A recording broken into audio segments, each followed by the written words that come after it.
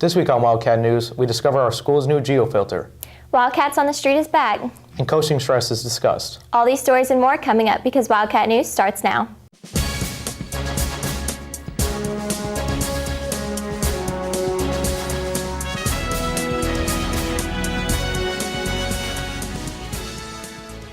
Good morning, West Johnston. I'm Mason Butcher. And I'm Landry Connors. This week in the news, there was a fire in an apartment under construction in downtown Raleigh last Thursday. The cause of the fire is unknown. The fire damaged 9 buildings nearby. Luckily, it was extinguished last Friday morning. On Monday, Tom Brady's stolen Super Bowl jersey was recovered after being stolen by an unidentified member of the international media. Police ruled this as a first-degree felony. In other news, a student has created a geofilter location for our school on Snapchat. Geofilters are location-based overlays that users can apply to their Snapchats. Last week, junior Rachel Howell created one for West Johnston. I used Photoshop, like Adobe Photoshop, and I had a bunch of ideas in my head, but I didn't know what I want to do. I didn't want to do something too complicated. That's why I made it. I made it just kind of simple, but I thought it everybody would like it, you know. Howell says making a geofilter is not as easy as it looks and thinks that is why we are just now getting one. You have to figure out how to do it. Not everybody just is oh, I can make a geofilter right now. I mean, I'm sure people thought about it and tried to do it, but maybe they just couldn't figure it out or something. Howell believes submitting the geofilter was her biggest issue. I finished it 2 months ago, and I tried to submit it then, but then it just wouldn't accept it. So I just kept trying and it just wouldn't go, and then I tried a week ago and it went through. So I wanted it to be something that everybody would like and everybody would want to use. Howell feels that the school has been in need of one for a long time. Every school has one, so one day I was just I'm gonna make a geofilter, I think I can do it. And then I was Googling how to do it because I didn't know what to do. And then I eventually figured it out and I did it. I'm glad we finally got one. Me too. Now let's head over to Chase Faircloth with the rundown. I'm Chase Faircloth, and welcome to a rundown. Here's the last week's scores. Last Wednesday, women's soccer won 9-0 against Southeast Raleigh. Thursday, varsity softball won 7-2 against Roseville. Varsity baseball lost 12-5 against Roseville, and JV lost 16-15. Varsity women's soccer won 5-1, JV won 8-0. Friday, varsity baseball lost 6-5 against Roseville, and varsity softball lost 6-5 against Roseville, and JV soccer won 9-0 against Midway. Monday, women's soccer won 8-0 against Eastwake. Here are some of the highlights. Last Friday, the Lady Wildcats played against the Roseville Rams. Tatum Brummett had 11 strikeouts. The Lady Wildcats were down 5-1 in the 7th inning. Michaela Hackney brings in 3 runs by a fielder's choice. Caitlin Tucker gets a base hit for an RBI to tie up the game. The game went into extra innings and the Lady Wildcats fell short 6-5. Coaching comes with a lot of stress. Greyson Betz reports. Athletic Director Jimmy Williams has been coaching for 27 years.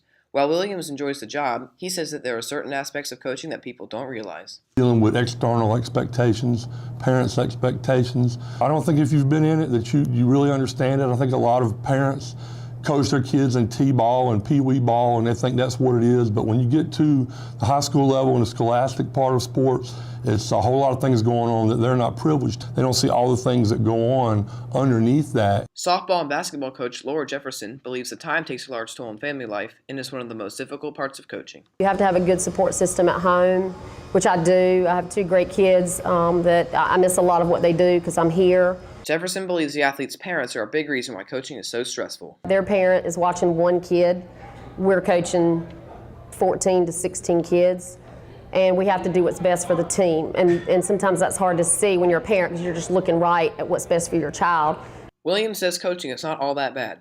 He enjoys watching athletes grow from freshman year to graduation when they turn into solid young adults. You can't take the stress away because you're in a competitive environment. So I think the only way to take that away is that if you can't deal with it, you would just have to step away from coaching. At the end of the day, it's about relationships. In 10 years, guys will come back or you'll see them at the mall or you'll see them at the local shops and you'll talk about what happened and the relationships. It won't be about winning. It'll be about how fun practice was, how fun it was building the camaraderie of a team. I'm Greyson Betz, Wildcat News. Tonight, track is away, men's tennis is home, baseball is home, and women's soccer is home. Thursday, men's tennis is home. Friday, softball and baseball are away. Monday, men's tennis is away and women's soccer is away. Tuesday, men's golf is away and softball and baseball are away. Come out and support our spring athletes. I'm Chase Faircloth and that's your week's rundown. Thanks, Chase. Landry, do you remember Wildcats on the Street? Barely. I haven't seen it in a while. Well, it's back.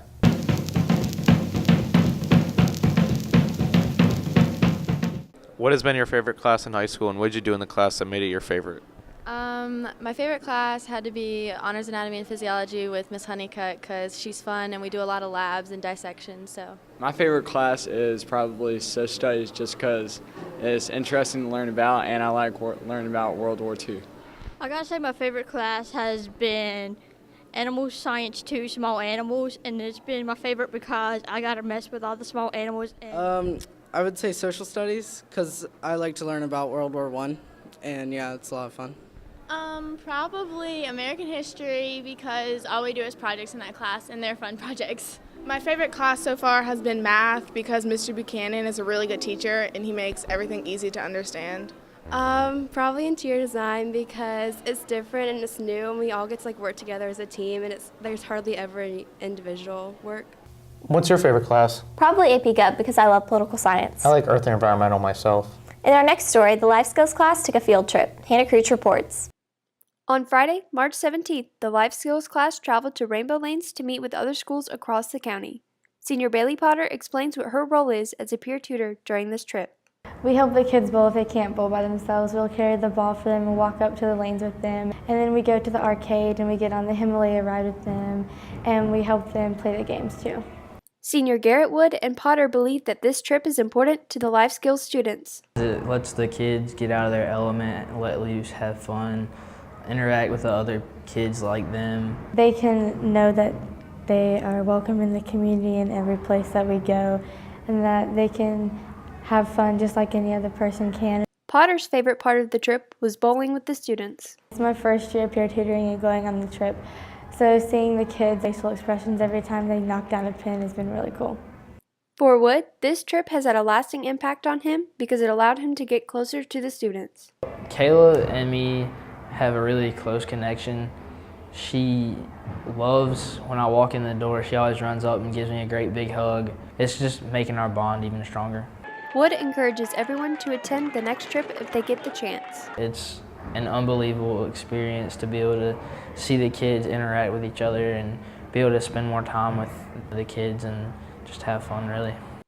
I'm Hannah Creech, Wildcat News.